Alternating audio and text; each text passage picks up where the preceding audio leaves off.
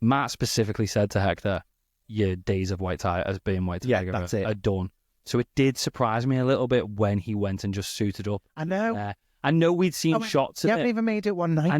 I know we'd seen shots of him putting on the mask and stuff. Yeah. So that's what happens with trailers. You know it's coming and you know he's not going to pack him being White Tiger.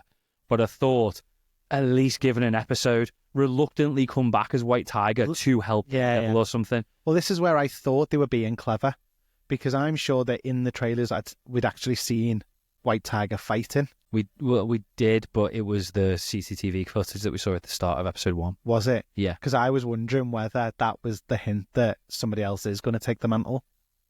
Yeah, they could do, yeah. Do you know what I mean? It still could happen. Yeah. It still could happen, yeah. I think I was just kind of... In the comics, the niece took over second. Yeah. And then she ended up going to the dark side.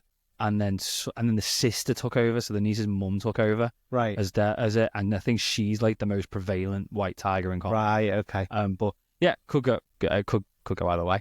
So he suits up. Yeah. Bad move, Hector. Wanders down an alleyway. Here's like numerous. It looks like he's hearing numerous people scream. Yeah. Which again, I thought was like quite clever, because it was like he can't do this on his own. Yeah. Again, it did surprise me then when he walked to the end of that street. Yeah. And just headshot. I could see the guy kind of hiding there. I didn't see that. I saw him straight away, to be fair, and I was like, oh, he's going to get jumped. And then when it was just one shot and he was gone, I was like, oh my God. I thought as soon as the guy stepped out, I thought he was going to take the medallion as well, to be fair. I'm surprised he didn't actually, but that's setting up, laying the ground. Yeah. Another White Tiger, isn't it? But once the guy, for a split second, once I realised the guy was there, I thought there's going to be a warning. Yeah. This is like very quickly in my head. It's going to be a warning, or he's going to get attacked, jumped, or something like that. And I thought the easiest thing to do is just be shoot him in the head. And then the gun just comes out and he popped him in the head. Yeah. And that surprised me even more, because I thought it was so obvious. Yeah.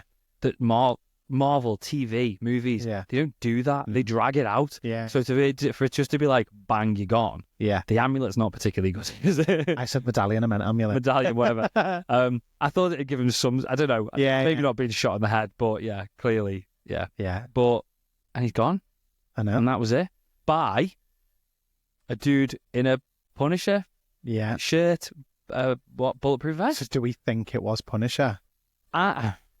Is it Punisher, I suppose, is the way that it wants us to think. Yeah. There's no way it's Frank. It can't be Frank. The only reason I think it wouldn't be Frank is if he watched anything on TV, if he knew Matt Murdock was his lawyer, he would know 100% that guy is innocent. Yes. Like, without a shadow of a doubt. Yeah, it's not. So it can't be him. No. I think that's going to lead us to seeing Frank, because Matt's going to go to him, because someone's going to have reported that they saw a man walking away in a Punisher shirt. Yeah. So he's going to go straight to Frank. Yeah. Matt won't know about all these Punisher tattoos on all these dirty cops, which we did talk about last week. We were like, oh, we'll somehow know.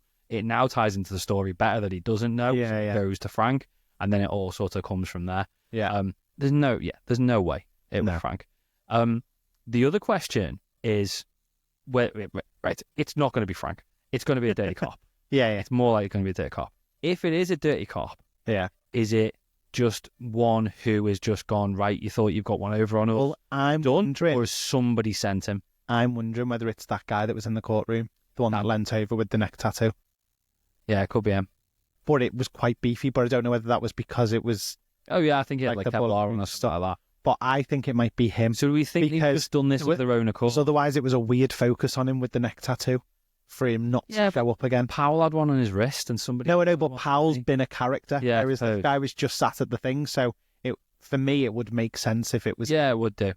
But do we think Fisk sent him? Because Fisk was like, this can't happen. No. I don't think... Because technically he's another vigilante. I don't think he'd want to... No, I don't think... Yeah, Punisher to a degree. Well, I know Frank is, but is a cop one of these dirty cops who just who's sort of like taken over the Punisher mantle? That is vigilanteism. Yeah, I suppose, yeah. Because it's still hiding behind a mask, a balaclava. It's all the same thing, isn't it? But would he go along with that purely to get rid of this dude? I don't know. I'm leaning towards it just being the cops. Yeah. I mean, there might be a master. Do you know what I mean? But I'm not convinced it's Fisk. Yeah. And I'm not convinced it's Vanessa either. Yeah. More so Vanessa than Wilson. Yeah. But yeah, probably just Dirty Cops.